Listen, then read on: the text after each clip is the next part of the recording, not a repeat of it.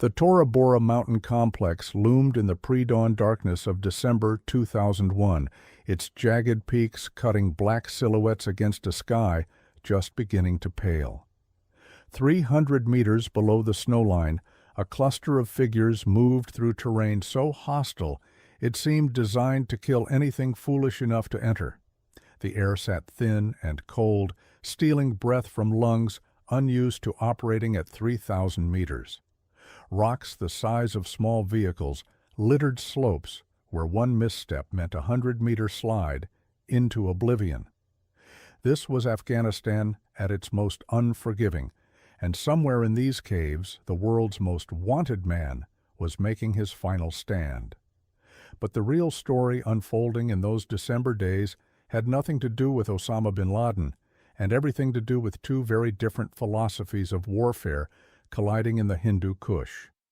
On one side stood Delta Force, the Army's scalpel, operating with a silence that bordered on supernatural. On the other, Navy SEALs arrived with camera crews, book deals already dancing in their heads, and a public relations machine that had been running at full throttle since the Pentagon authorized their deployment.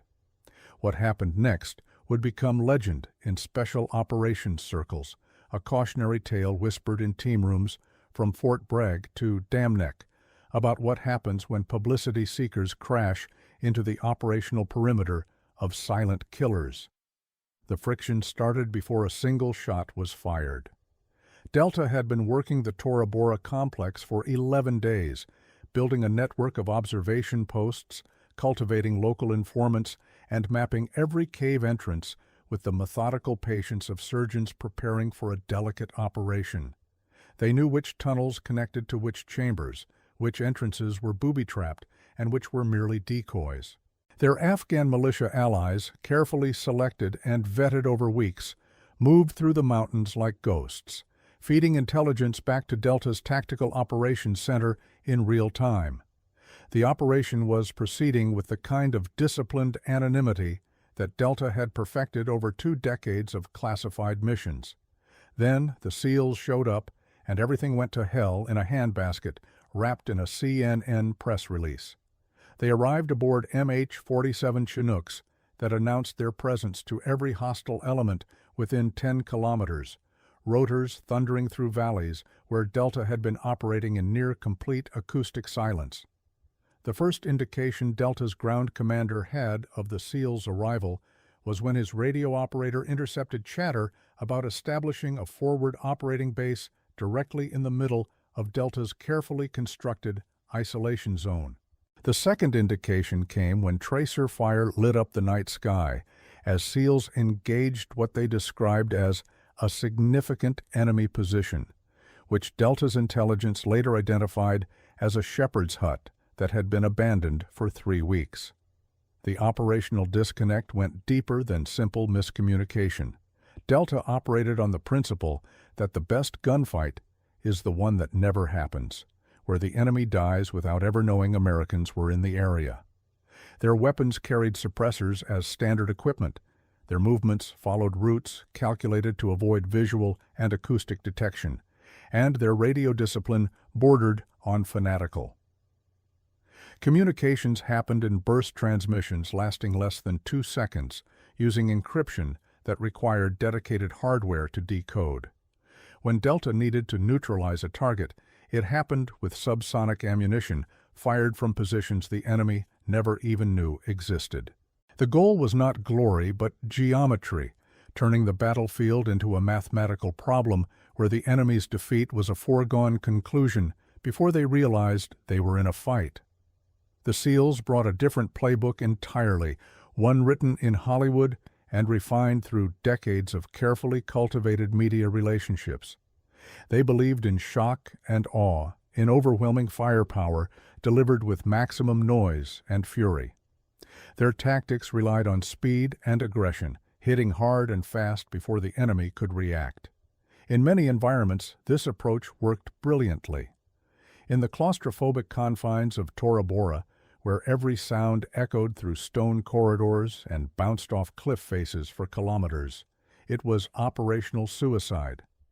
Within 6 hours of their arrival, Every al-Qaeda fighter in the mountain complex knew exactly where American forces were positioned, how many of them there were, and what their likely objectives might be. But the final straw, the moment that pushed Delta's commander from irritation to outright intervention, came when SEALs began coordinating with a CBS news crew that had somehow materialized at their forward position. The reporter, embedded through channels that bypassed theater command, carried a satellite phone and a camera operator who seemed more interested in getting dramatic angles than maintaining operational security. When Delta's Signals Intelligence Unit intercepted an unencrypted phone call describing the SEALs' position, strength, and planned assault routes, the decision was made at levels that required no debate and brooked no argument. The SEALs were getting pulled, and they were getting pulled immediately. The order came down through Joint Special Operations Command with the kind of blunt finality that leaves no room for interpretation or appeal. All SEAL elements were to withdraw from the Tora Bora perimeter within 12 hours and redeploy to secondary objectives in the Kandahar region. The official explanation cited tactical reallocation of assets and the need for maritime interdiction capabilities in the Arabian Sea. The unofficial explanation, shared over secure communications between Delta's commander and a two-star general at JSOC headquarters, was considerably more direct. The SEALs had compromised operational security to a degree that threatened not just their own mission, but the entire theater campaign. They were a liability, and liabilities got removed. The SEALs protested naturally, arguing that they had the experience and capability to finish what they started. Their team leader, a veteran of operations in Iraq and the Balkans, made an impassioned case that pulling them out would send the wrong message to al-Qaeda forces, suggesting weakness or indecision in American command structure. He pointed to his team's combat record, their training pipeline that was arguably the most rigorous in the military, and their proven ability to operate in hostile environments. It was a good argument, well-reasoned and professionally delivered.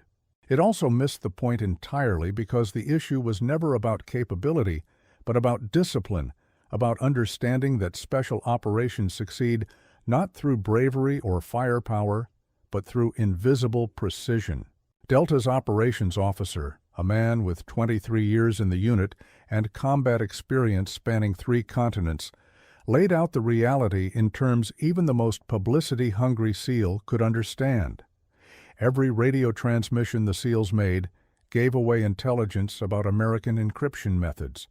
Every mortar round they fired revealed the positions of supporting artillery units. Every conversation with that CBS reporter compromised sources and methods that had taken years to develop.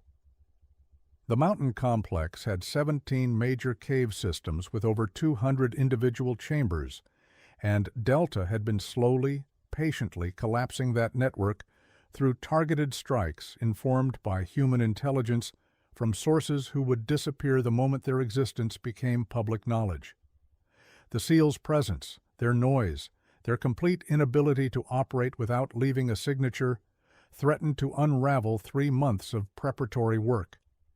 The withdrawal happened under cover of darkness, with SEALs boarding helicopters that lifted off from landing zones deliberately positioned to suggest a northward movement toward the Khyber Pass.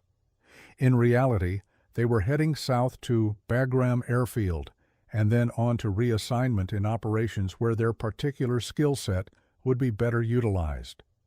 As the last Chinook disappeared over the ridgeline, Delta operators watched from concealed observation posts, their thermal optics tracking the heat signatures until they faded into the distance. There was no celebration, no sense of victory, only the quiet satisfaction of professionals who understood that the battlefield does not reward showmanship. With the SEALs gone, the operation resumed its previous character, methodical and invisible. Delta teams moved through the cave complexes using entry techniques refined through years of close-quarters combat in environments ranging from Mogadishu to Baghdad. They cleared rooms with 4-man stacks using suppressed weapons and night vision that turned pitch-black tunnels into green-lit shooting galleries where the enemy died without understanding who killed them or why. Afghan militia forces, coordinated through special forces teams embedded at the tactical level, sealed off escape routes and provided the local knowledge that no amount of satellite imagery could replace. Intelligence flowed upward through secure channels, informing targeting decisions that brought precision munitions down on cave entrances with devastating accuracy. The difference in operational tempo was remarkable. Where SEALs had spent 6 hours establishing a base camp and announcing their presence to the entire mountain range, Delta cleared 11 major cave systems in 72 hours without firing a shot that could be heard beyond 200 meters. They used thermal lances to seal tunnel exits, demolition charges placed with surgical precision to collapse specific chambers without triggering avalanches, and intelligence-gathering techniques that turned captured al-Qaeda fighters into sources through methods that left no marks and required no enhanced interrogation. The goal was not just to kill the enemy, but to dismantle their entire organizational structure, to make them understand that hiding in Afghanistan's most remote mountains offered no sanctuary from American reach. But this was merely the opening act of a broader story, one that would reshape how Joint Special Operations Command viewed the relationship between different special mission units.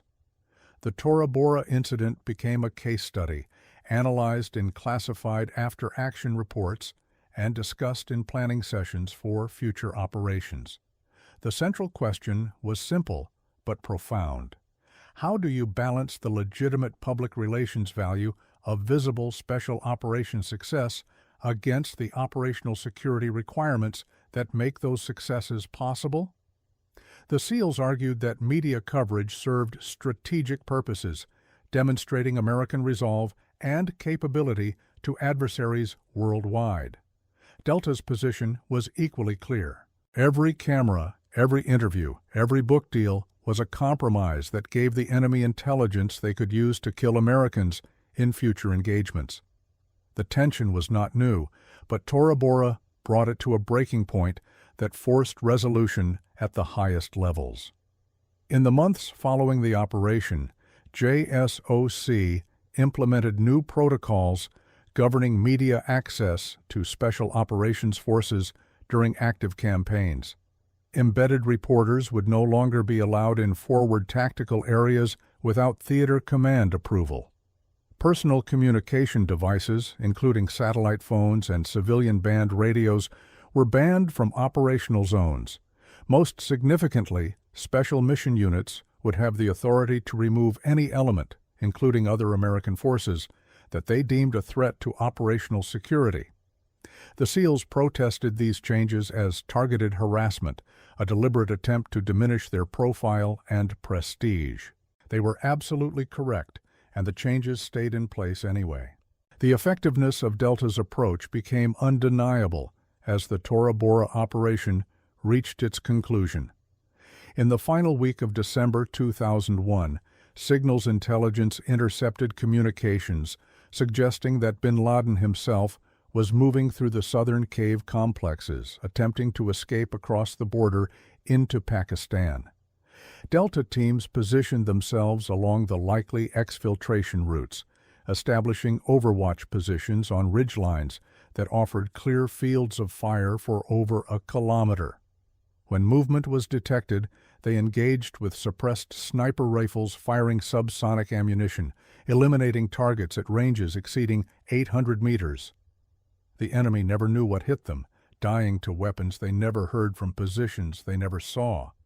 The question of whether bin Laden himself was among the casualties remains classified, buried in documents that may never see declassification in our lifetimes. What is known, confirmed through multiple sources and declassified intelligence assessments, is that al-Qaeda's command structure in Tora Bora collapsed completely. Senior leaders were either killed or forced to flee into Pakistan, abandoning weapons caches, intelligence documents, and communication equipment that provided American analysts with a treasure trove of information about al-Qaeda's global network. The organization that had struck the United States on September 11th was shattered, its leadership scattered, and its mystique of invincibility destroyed in caves where silence proved deadlier than any amount of firepower. The contrast with how SEALs would have concluded the operation could not have been starker. Their approach, rooted in the philosophy of overwhelming force and rapid assault, would have involved helicopter insertions, heavy weapons, and the kind of kinetic engagement that makes for dramatic television and terrible operational security. They would have gotten some kills, certainly, and there would have been plenty of footage for the evening news.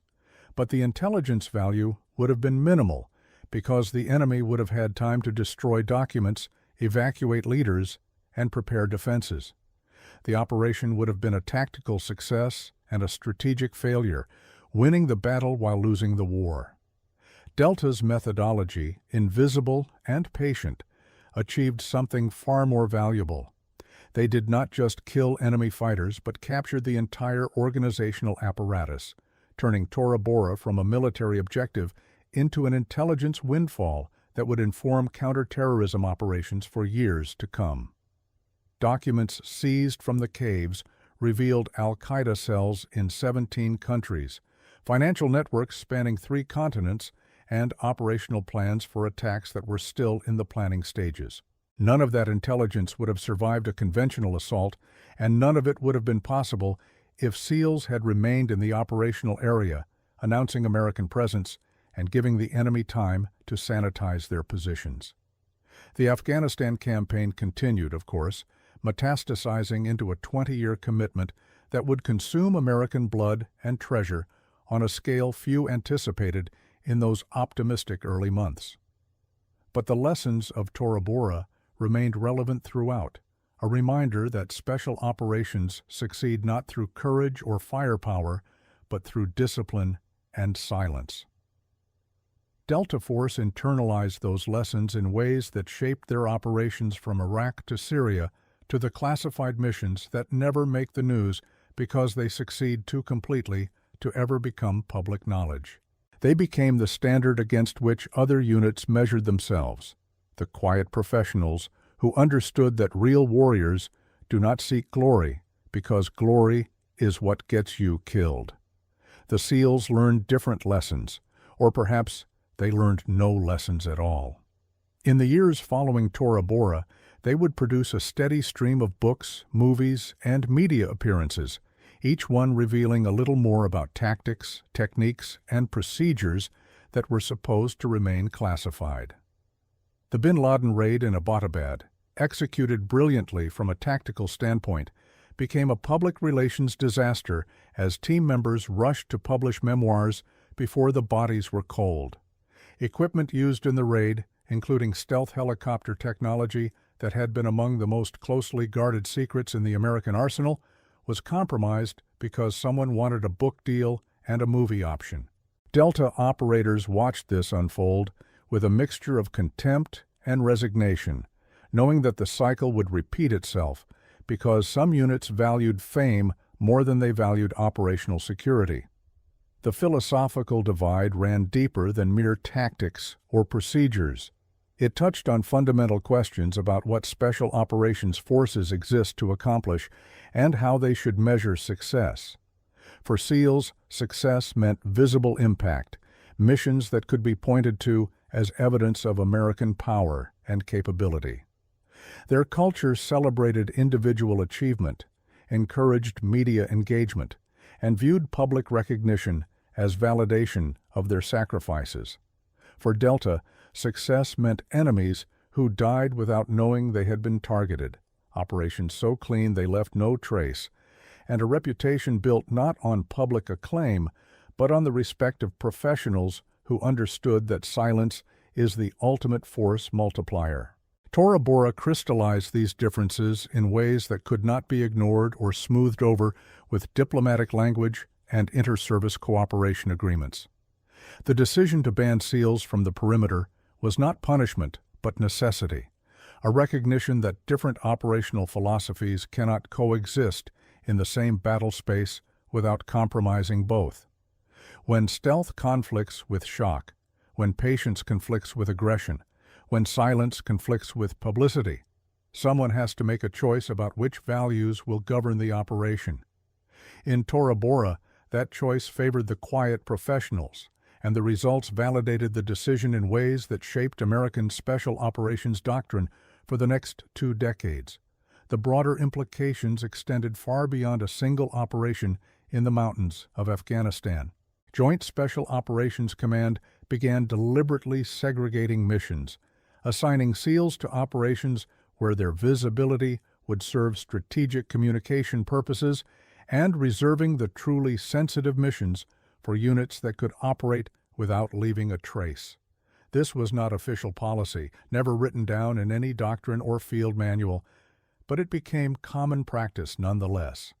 When the mission required absolute silence, when failure meant not just tactical defeat, but strategic catastrophe. When the operation could not afford even a single compromise, the call went to Delta Force. When the mission could benefit from publicity, when visible American action served diplomatic or psychological purposes, SEALs got the assignment. This division of labor worked, after a fashion, though it bred resentment on both sides. SEALs felt they were being relegated to second-tier missions, used as props for public relations, while Delta got the real work. Delta operators resented being paired with units they viewed as fundamentally undisciplined, cowboys who valued personal glory over mission success. The tension never fully resolved, bubbling beneath the surface of every joint operation, every coordinated planning session, every after-action review where different units offered dramatically different assessments of what had gone right and what had gone catastrophically wrong.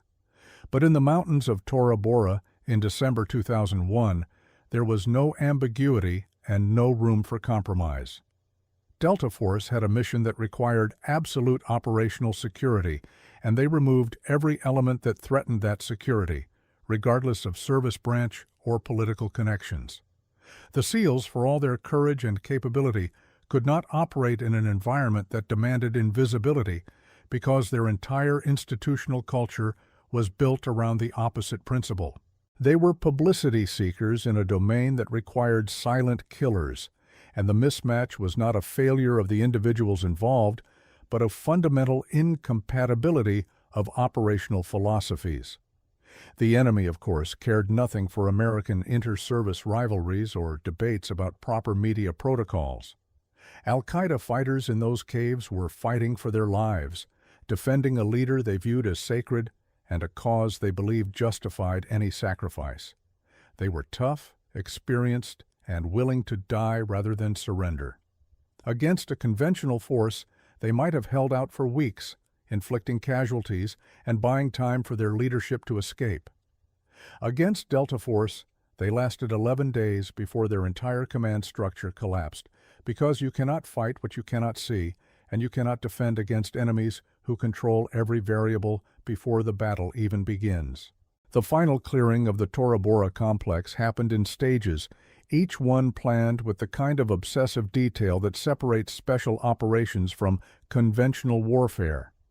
Delta teams used shaped charges to breach reinforced doors, thermal imaging to identify enemy positions through solid rock, and communications intercepts to predict where defenders would concentrate their forces.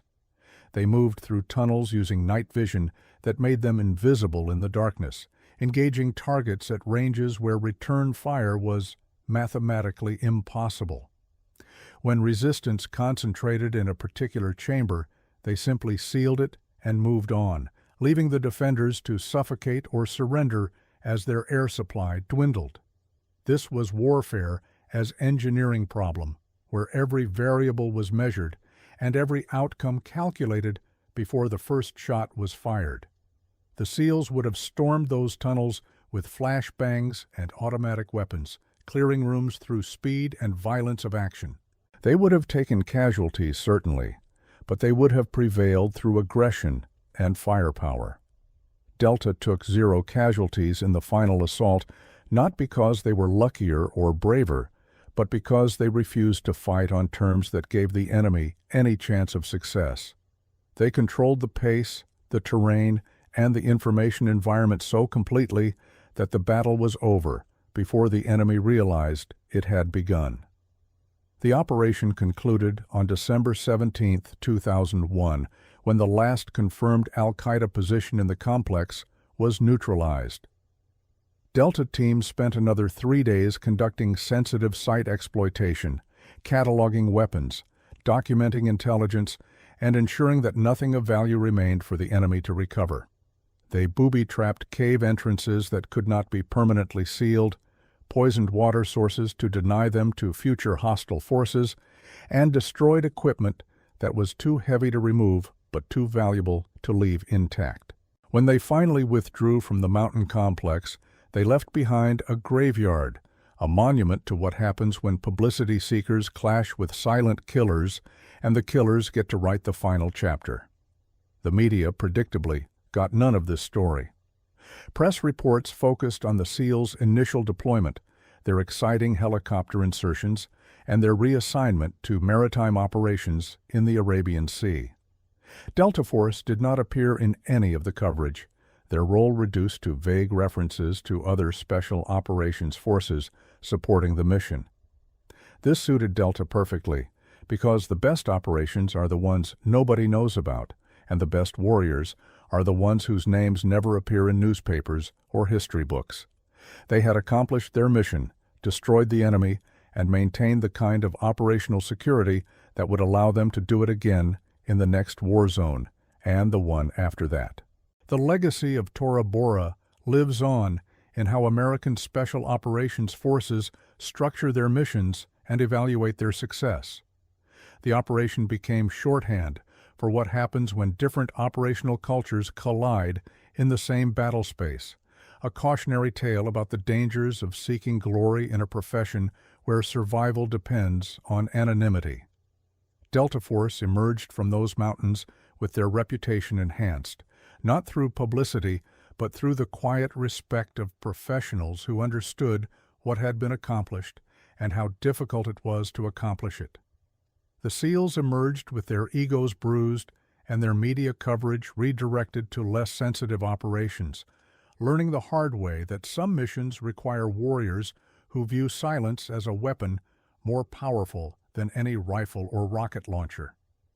23 years have passed since those December days in the Hindu Kush, and the lessons remain as relevant as ever. Special Operations Forces continue to grapple with the tension between public accountability and operational security, between celebrating their achievements and maintaining the secrecy that makes those achievements possible. Some units have learned to navigate this balance, understanding that measured media engagement serves strategic purposes without compromising tactics. Others continue to chase headlines, producing books and documentaries that reveal more than they should, and wonder why their next mission becomes exponentially harder. Delta Force remains what it has always been, a unit that measures success not in headlines, but in missions accomplished and operators who come home alive.